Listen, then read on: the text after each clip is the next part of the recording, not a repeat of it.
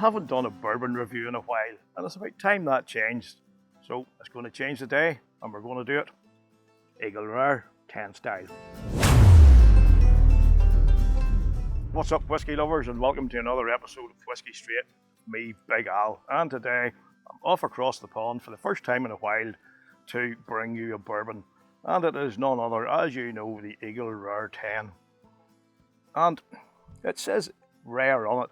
That is quite rare, difficult to get your hands on, but lo and behold, I happened to be in Lisburn a couple of weeks ago, and when I'm there, I like to go into the local Tesco store there because it's bigger than the one I normally frequent down here because I live in the sticks.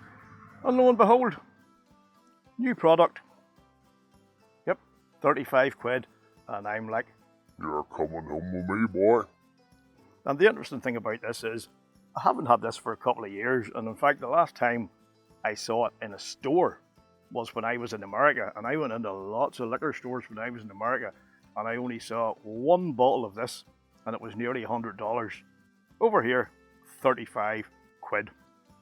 So it's probably one of the few, if maybe one of the only, bourbons that's cheaper on this side than it is in the States.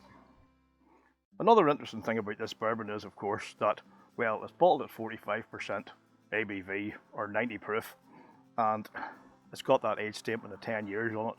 And since it's been around, it has won a multitude of awards across the board. So when a bourbon has won so many awards, you sort of got to have to sit up and take notice and see what it's like.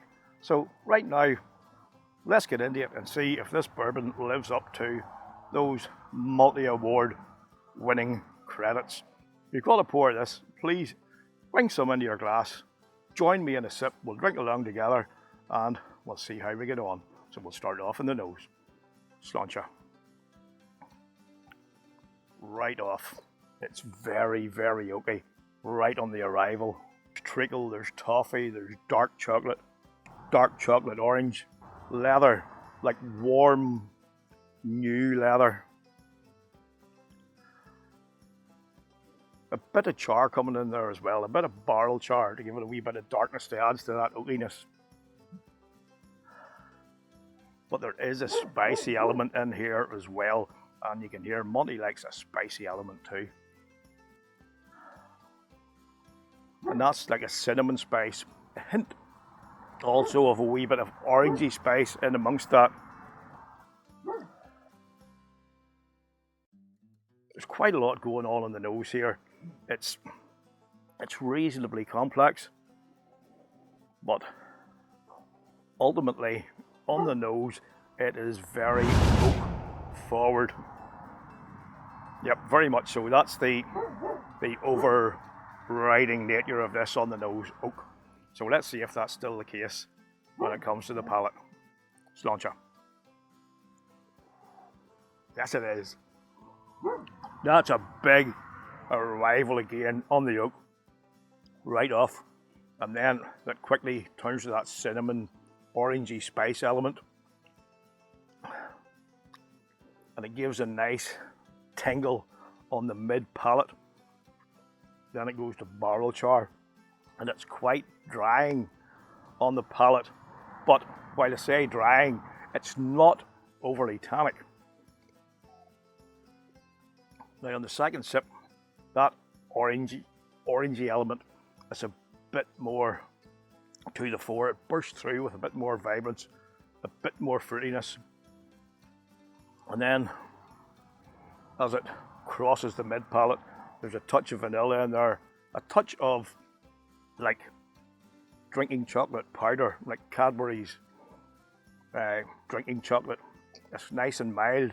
It goes well with that vanilla. And then there's also like a hint of crushed almonds in there. As you know, I'm not really fussed on almonds, but it's not overpowering and it does blend in well with the other flavours that are in there. But once again, as it goes towards the back of the palate, you're talking oak, bit of barrel char, wee bit mellower than it is on the initial arrival, but it's still there. And then there's also a hint of toffee, like a nice Highland toffee even, very rich in flavour. And it also combines well with those other flavours. It's nicely balanced. So let's go in again and see how this is on the finish, and we'll sum up and give it a wee score. Now the mouthfeel, as I've already alluded to, is dry, but it's not overtly dry, and what that drying element does, it helps all those flavours to linger to a long, pleasing finish. You've got the oak, always going to have the oak. Starts off on the oak, then you've got the orange, the vanilla, the dark chocolate, and the toffee. And as it transcends the palate, as it transitions towards the back, then that oak and the barrel char come in right at the end to give it that lovely long finish. And the mouthfeel, yes, it's dry, it coats the palate, a wee bit chalky in nature, but you can see when you really get into it that this has won awards for a reason, and that reason is it's a bloody good bourbon. You know, it's not very often at that sort of price range you get an age-stated bourbon. What I like about this is it's nicely balanced, it's reasonably complex, and what you get on the nose is the same as what you get on the palate, and it's really, really nice. Two things, however, as a word of warning: if you're not into your oaky whiskies or your oaky bourbons, this might not really do it for you, because it is very oak forward, and while it is, in my opinion, reasonably balanced, if I find it very oak forward, if you don't like oak, you're going to find it even more so. The other thing is, thanks Monty, the other thing is, it takes a while to open up. You know, on the first, like right down to the neck of the bottle, down past the shoulder, it can be, you know, how can I say it, not a wee bit harsh, but just not what you're expecting. Like, I've had a few bottles of this over the years, and you know what, I've really enjoyed them, and when I got this one, I was like, you know, maybe my palate's changed. Well, it obviously has, it's developed because I've been drinking more whiskey, doing more reviews and exploring more world whiskies, but on this one, I found that once it got down to about here on the bottle, it really started to come into its own. It was a really different beast, and it really did start to bring back those memories of how much I enjoyed the whiskey before. So in terms of a score, that's going to be an 87 for me. Really like this whiskey. I would encourage you, if you can find it, to pick it up, to try it. Even if you don't like the oakiness, it's still worth a try, because this one could surprise you. So on that note, folks, before I go on any further, I'm going to hook this fly out. At least it died happy.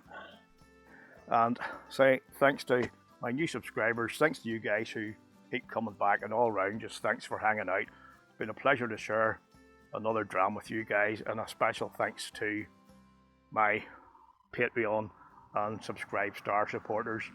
You guys rock. So until next time, folks, keep on looking after yourselves, look after each other, try new whiskies, and keep on trying those whiskies the way you like them. Sláinte.